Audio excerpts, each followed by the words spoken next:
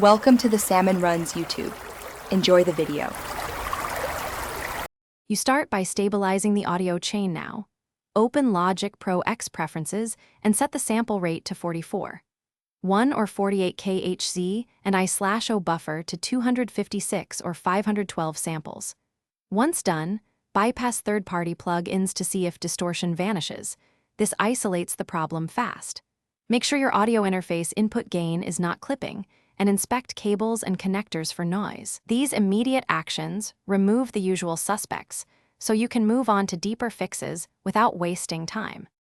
Now dig into the core causes. Enable low latency mode and freeze or bounce CPU-heavy tracks to lower processing strain. Once done, inspect each plugin chain for gain staging problems. Move trims, use stable gain plugins, and disable oversampling or saturation options to see if distortion clears.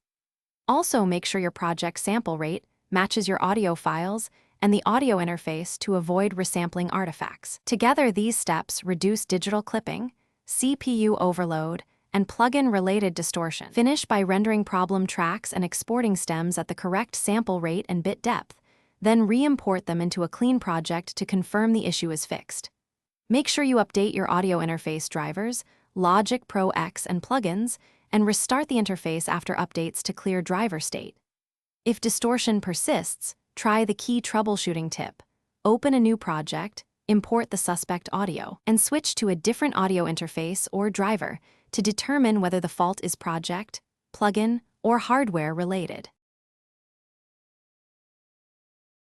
Thanks for watching. Consider subscribing if we helped you.